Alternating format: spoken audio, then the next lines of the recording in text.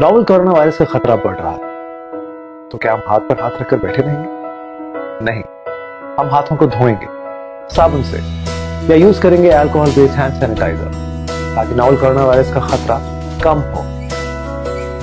WHO भी यही कहता है। ये पैगाम आप तक डेटॉल और वजारत सेहत हुकूमत पाकिस्तान की जानिब से पहुंचाया गया है।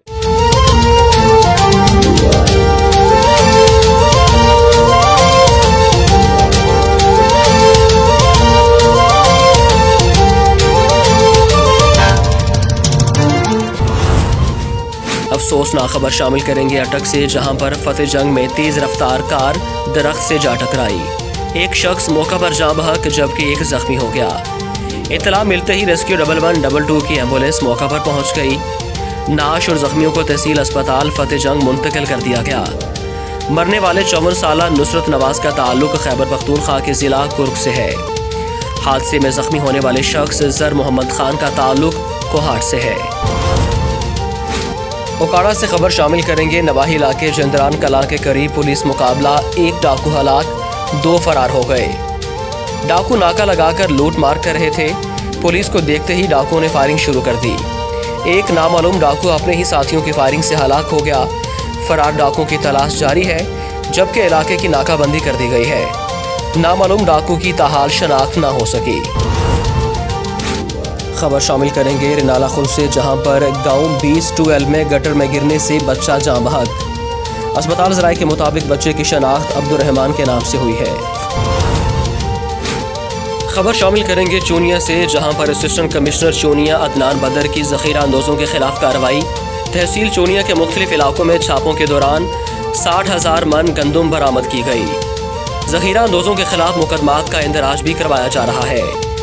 असिस्टेंट कमिश्नर चूनिया अदनान बदर का कहना था कि ज़ख़ीरा अंदोज़ों के खिलाफ क्रैकडाउन जारी रहेगा। रमज़ानुल मुबारक के मुक़द्दस माह में ज़ख़ीरा अंदोज़ों को किसी सूरत नहीं बख्शा जाएगा।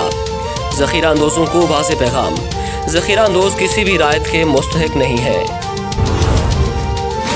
डिप्टी स्पीकर कौमी असम्बली कासिम खान सूरी की बोलान और कीश में सिक्योरिटी फोर्सेस पर हमले की शदीद अल्फाज में मसम्मत। दहशतगर्दी की बुज़दिलाना कार्रवाई में शहीद और जख्मी होने वाले जवानों को ख़राज तहसीन पेश किया। डिप्टी स्पीकर कौमी असम्बली का शहीद एहलकारों के ख़ानदानों से ताज़ियत और हमदर्दी का इजहार। दरियाई सतलुज में अटारी के मकाम पर 2 बच्चे डूबकर जाँ बहक हो गए। डूबने वाले बच्चों की शनाख्त अली हसन उम्र 10 साल और अरसलान उम्र 8 साल के नाम से हुई है। जाँ बहक होने वाले बच्चे कज़न थे। बच्चे तरबूज तोड़ते हुए पाँव फिसलने से दरिया में गिर गए।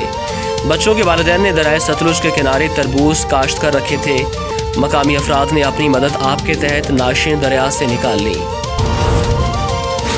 पाकपतन महकमे पास्को के सेंटर इंचार्ज हरीपुर राना तौसीफ और नूरपुर सेंटर इंचार्ज राय अफजाल ने मीडिया से गुफ्तगू करते हुए कहा कि ज़िला इंतज़ामिया को पास्को की हदूद से महकमा खुराक के टारगेट को पूरा करने के लिए ज़मींदारों और आड़तियों पर दबाव डाल रहा है, जो कि पास्को का इस्तेहसाल है और पास्को के टारगेट को नुकसान पहुंचाया जा रहा है।